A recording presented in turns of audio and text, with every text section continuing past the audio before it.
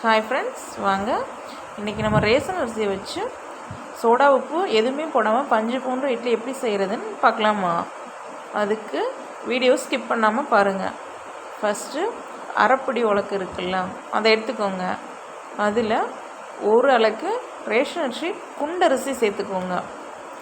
அப்புறம் 2 உலக்கு ரேஷன் அரிசியில் கொஞ்சம் நீளமாக இருக்குல்ல, அந்த அரிசி சேர்த்துக்கோங்க. குண்டரிசி இல்லாதவங்க 3 அளக்குமே அந்த கொஞ்சம் ரேஷன் அரிசி நீளமாக இருக்க அரிசி சேர்த்துக்கோங்க. அதுக்கப்புறம் காப்பிடி உலக்கு எடுத்துக்கோங்க.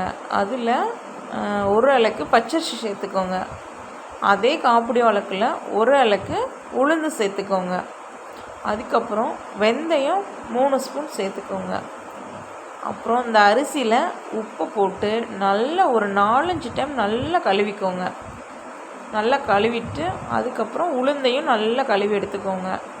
கழுவிட்டு 2ஐயும் நல்லா கழுவிட்டு ஒரு 5 மணி நேரம் நல்லா ஊற வச்சுடுங்க. ஊற வச்சுட்டு அதுக்கப்புறம் நம்ம மாவை அரைச்சிக்கலாம். ஃபஸ்ட்டு அரிசியை அரைச்சிக்கலாம்.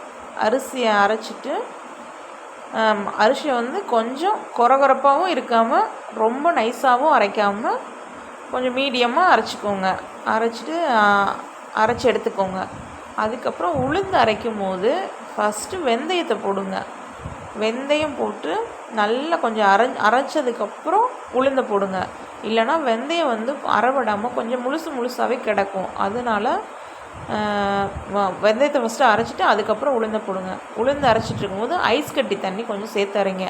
அப்போ நல்லா உளுந்து கொஞ்சம் பொசுன்னு நல்லா எலும்பி வரும், அது பொங்கி வரும். அதனால தான்.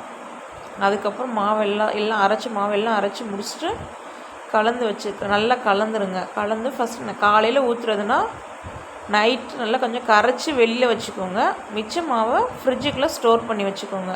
காலையில் எழுந்திரிச்சி இட்லி ஊற்றுனீங்கன்னா நல்லா சாஃப்டான மெதுவான பஞ்சு போன்ற மல்லிகைப்பூ இட்லி ரெடி. நாங்கள் இப்படி தான் எங்கள் வீட்டில் ரேஷன் அரிசி வச்சு இட்லி செஞ்சிட்ருக்கோம்.